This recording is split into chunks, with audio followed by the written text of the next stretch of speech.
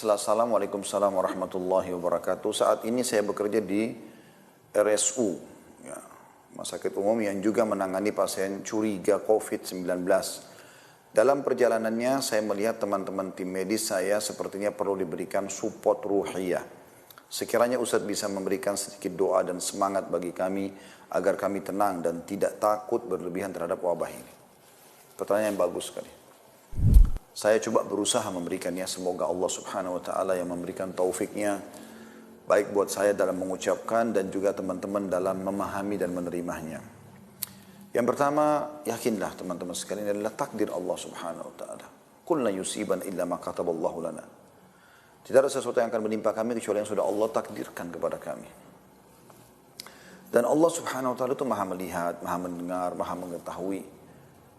Andai saja kalau ada penyakit menular begini, kemudian semua orang Allah buat kena, maka tidak akan ada orang yang bisa mengurus satu sama yang lainnya. Tapi rahmat Allah luas. Allah menimpakan kepada siapa yang dia inginkan, dan Allah juga menyelamatkan dari siapa yang dia inginkan. Dan kalau saya sangat yakin, berdiri di garda-garda depan sebagai tim medis, mengobati orang dengan niat tulus, saya sangat yakin Allah SWT akan menjaga Anda. Tapi kan Ustadz, ada juga orang yang meninggal dunia. Ya, itu ajal. Itu ajalnya. Selama ajal Anda belum datang, tidak akan meninggal dunia. Mustahil. Gak mungkin meninggal dunia. Kuasa Allah subhanahu wa ta'ala. Karena Allah subhanahu wa ta'ala menjelaskan.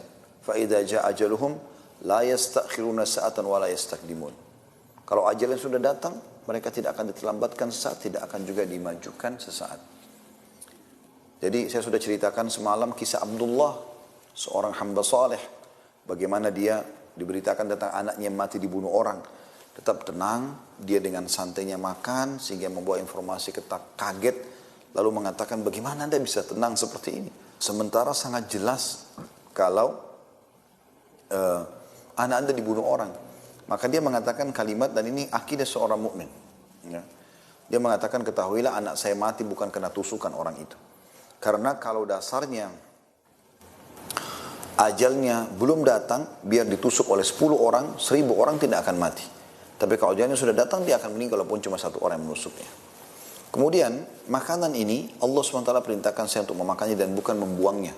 Kalau saya ikuti saran Anda tadi dengan kaget melempar piring ini dan akhirnya saya urus anak saya, kemudian saya ketakutan, saya membalas dengan membabi buta, maka saya berdosa karena membuang makanan mubadzir.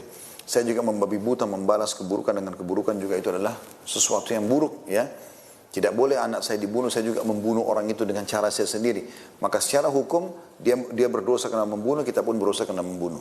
Ya, walaupun anak kita terhitung selamat karena misalnya dia terlalu terzalimi, dia selamat mati syahid kan gitu.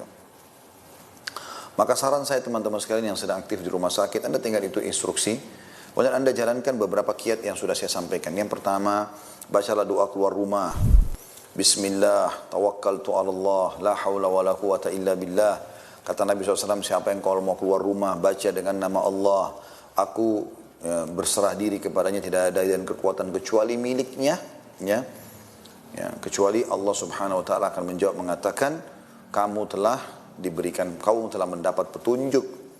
Ya, kamu telah tercukupi, ya. Kamu sudah terjaga. Jadi memang jelas sabda Nabi SAW. Maka setiap syaitan yang ketemu dengan dia mengatakan, bagaimana kita bisa menggoda orang ini sementara dia telah diberikan petunjuk, dia telah dicukupi, dan juga dia telah dilindungi. Dilindungi sini dari segala macam hal, bukan cuma COVID-19, apa saja yang membahayakan Anda, kalau Anda baca ini aman. Yang kedua, Anda baca a'udzu bikalimatillahi tammati min syarri ma khalaq. Ya.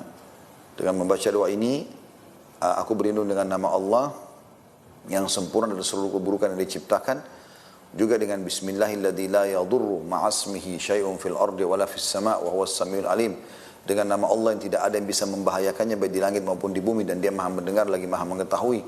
Maka kata Nabi SAW, siapa yang membaca ini 3 kali di pagi hari, 3 kali di sore hari, maka dia tidak akan ada yang membahayakannya.